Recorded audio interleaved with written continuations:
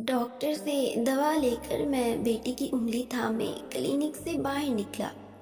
2-4 कदम चलने के बाद बेटी ने उंगली छुड़वा ली और दोनों बाजू बुलंद किए। बाबा उठा लेना। मैंने उसे उठाने के लिए हाथ आगे बढ़ाए तो उसने मेरी पुश्त की तरफ इशारा किया कि हाथों में नहीं, कमर पर उठाएं, कमर पर।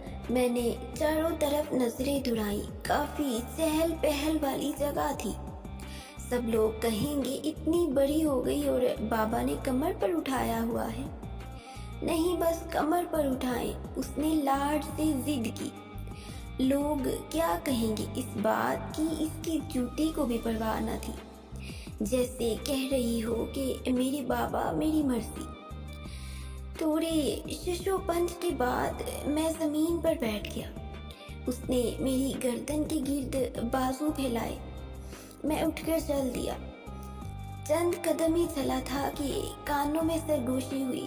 बाबा, कंधों पर बैठना है, ऊपर। मैंने खामोशी से उसे पुश्त पर से उतारा और कंधों पर सवार कर लिया। वो जो थोड़ी देर पहले मेरे अंदर हिचकिचाहट सी थी कि बेटी को ऐसे उठाने पर लोग क्या कहेंगे, वो चंद कदम चलने पर ही खत्म हो गई। मेरी बेटी मेरी मर्जी। कंधों पर बिठाने की वजह से मैं उसका चेहरा तो नहीं देख सकता था, मगर मुझे अंदाजा था कि उसके चेहरे और आंखों की चमक ऐसी होगी जैसे दुनिया उसके कदमों में हो।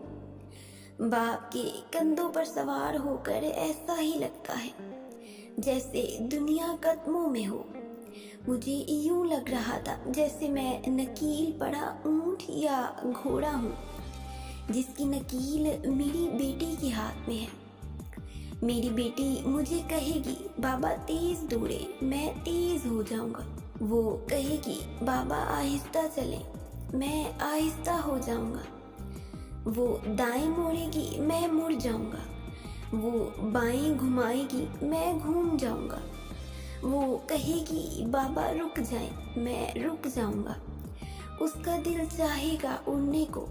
वो कहेगी, बाबा उड़ाएं, तो मैं सोचूंगा कि काश मुझे पर लग जाए और मैं इसे लेकर उड़ जाऊं।